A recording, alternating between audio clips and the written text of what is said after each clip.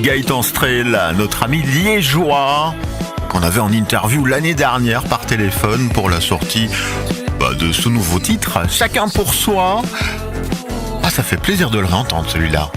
Bonjour Aurore. Bonjour Ben. Ça va bien? Ça va bien.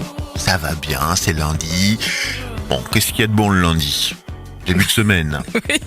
Aïe aïe aïe. Ça va aller, tu penses? Mais oui. Oui, allez alors. On va t'écouter, c'est ta première édition de la semaine du Pense-Bête. Je te cède la place. Alors Ben, ces derniers jours, j'ai été interpellée par une vidéo qui faisait une proposition toute simple, que certains seraient même tentés de qualifier d'emblée de simpliste, et si YouTube remplaçait l'école.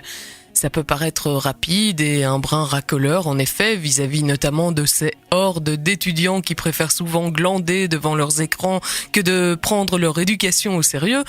Mais même en prenant compte ce paramètre non négligeable du caractère séduisant que peut prendre une proposition, légitimant a posteriori une situation déjà bien installée pour des raisons parfois beaucoup moins nobles, il me semble qu'il serait tout aussi rapide de la balayer d'un revers de main, forcément un peu méprisant, sous le prétexte de cet attrait immédiat. Ne tombons pas dans le travers d'imaginer que l'éducation et l'enseignement se doivent forcément d'être un peu chiant s'il ne veut pas paraître suspect.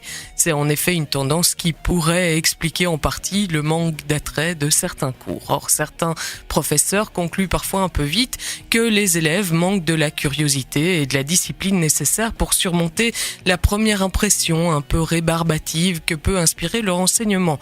Il suffit pourtant de constater le succès des sujets scientifiques, historiques, politiques, mathématiques ou autres sur Internet pour se convaincre de la soif d'apprendre et de découverte qui anime nos contemporains, jeunes et moins jeunes. Alors le problème, il est où ? Pourquoi un sujet abordé dans le cadre d'une institution détenant pourtant l'avantage non négligeable de donner accès à des diplômes et donc à un certain statut social est-il si souvent ennuyeux ?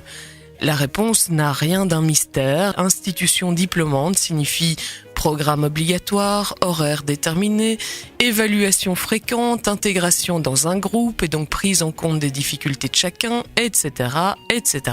Tu imagines la suite. De fait, un minimum de compétences et de connaissances communes est requis si l'on veut pouvoir continuer à former une société et plus encore si on veut assurer à tous l'accès démocratique à la compréhension des enjeux publics.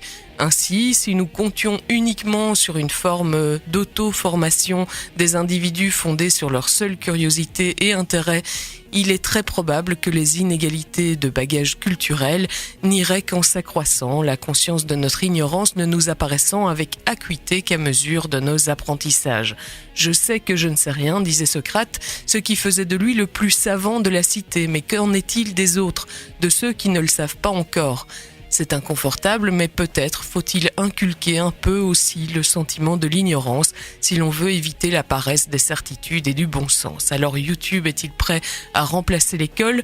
Non, car ils n'ont tout simplement pas le même rôle. Et si la démarche autodidacte satisfait bien sûr bien plus notre curiosité intellectuelle, ce n'est pas elle qui fait de nous les membres d'un corps social auquel nous sommes appelés à participer.